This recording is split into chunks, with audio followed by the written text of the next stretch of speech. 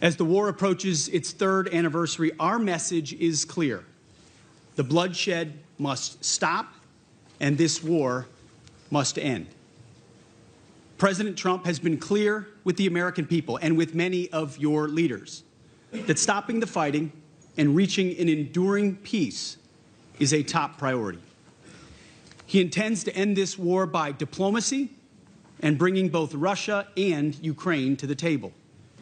And the U.S. Department of Defense will help achieve this goal. So that was Defense Secretary Pete Hegseth confirming the Trump administration's commitment to finally ending this war between Russia and Ukraine.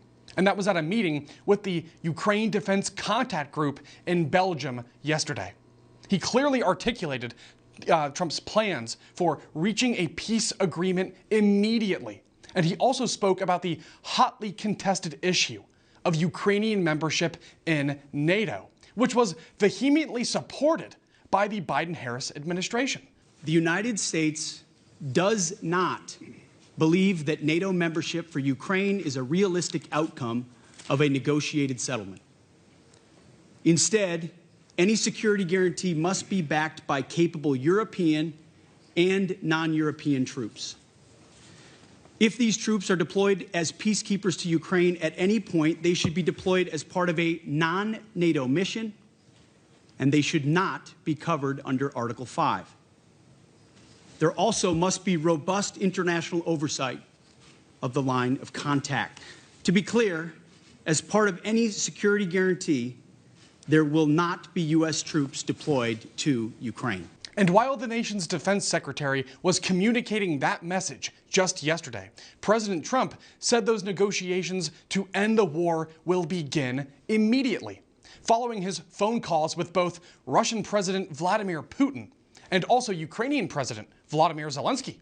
His hour-long call with Putin, who apparently expressed interest in ending this conflict, covered a whole lot of ground, not just Ukraine, but also the Middle East, various energy issues, artificial intelligence, and even the prospect of enacting a ceasefire sometime in the near future. Now, U.S. officials are slated to be in Europe later this week to help facilitate some sort of deal, representing the first real peace talks held since the first week of the war, which was almost 3 years ago as of now. Trump is also expected to take even further steps soon to expedite the peace process. And he also might meet with Putin in the coming days or weeks, possibly even in Saudi Arabia, of all places, and possibly even in the presence of Saudi Arabia's own crown prince. And the timeline for this meeting is unclear. However, what is clear right now is the notable shift in this approach toward the conflict, which includes pushing for some other European nations to start protecting Ukraine's security instead of expecting the U.S. military to do so alone. Hegseth made that goal crystal clear. Safeguarding European security must be an imperative for European members of NATO. As part of this, Europe must provide the overwhelming share of future lethal and non-lethal aid to Ukraine. Members of this contact group must meet the moment. This means donating more ammunition and equipment, leveraging comparative advantages, expanding your defense industrial base, and importantly, leveling with your citizens about the threat facing Europe.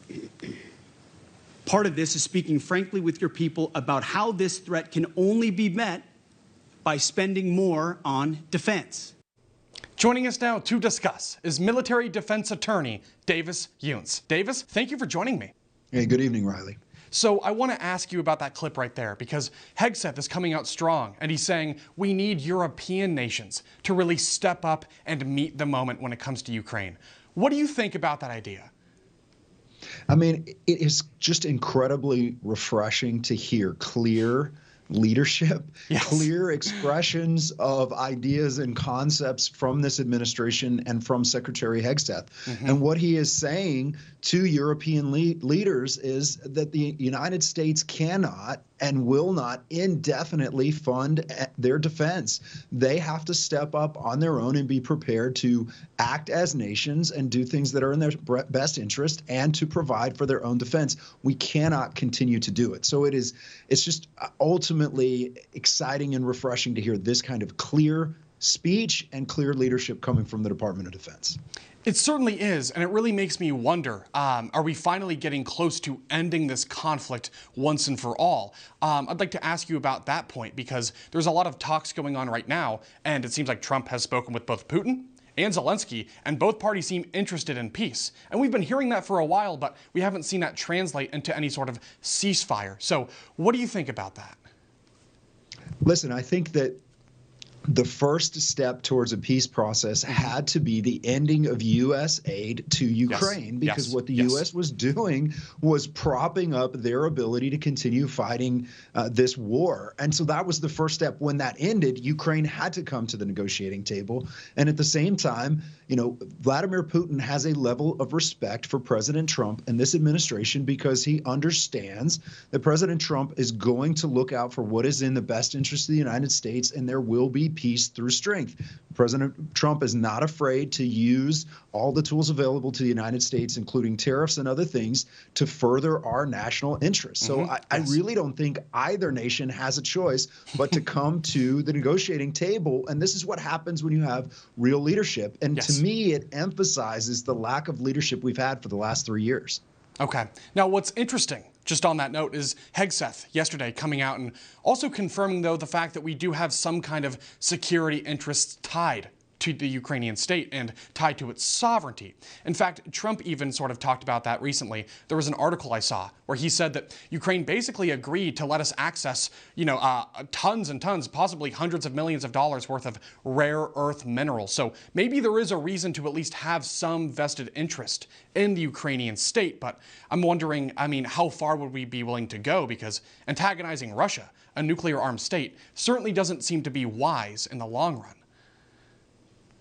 Yeah, and I think what's key when you look at the messaging from Secretary Hegseth as well as President Trump, they are finally taking a holistic approach to our national defense. Secretary Hegseth is being very bold about talking about there is a need, right? Talking about the need to bring home U.S. troops and actually defend our own border and make our national security and our border a priority.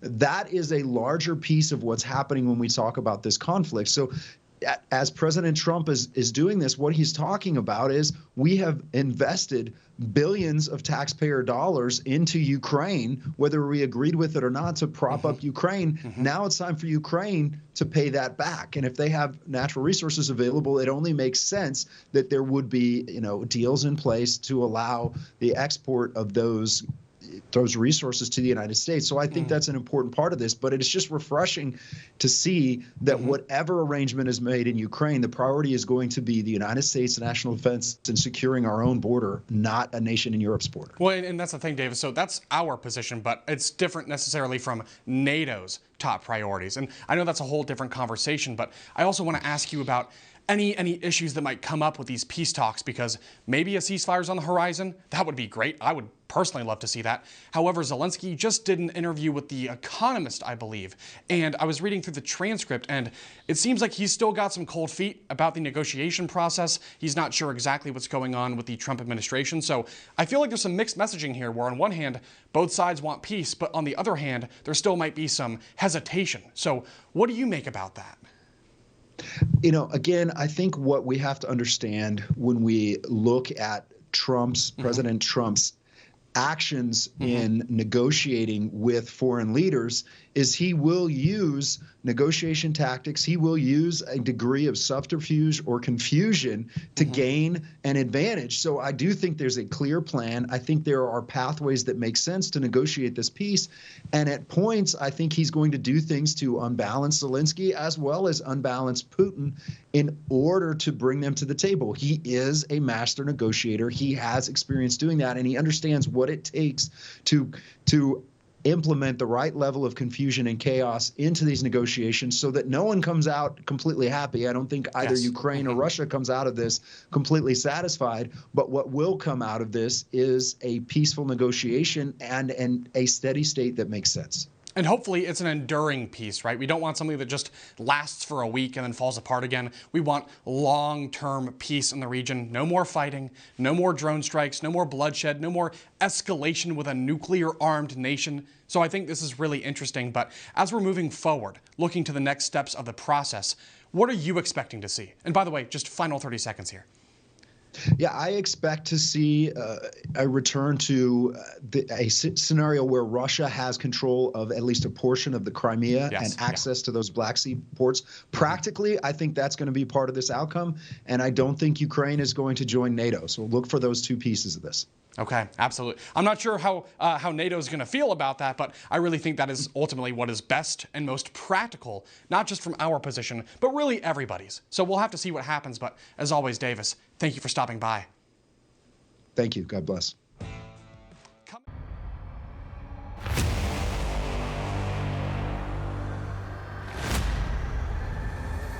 It's left to men like Davis Younts to fight for these Navy SEALs. R. Davis Younts, you are an attorney who has successfully defended naval officer.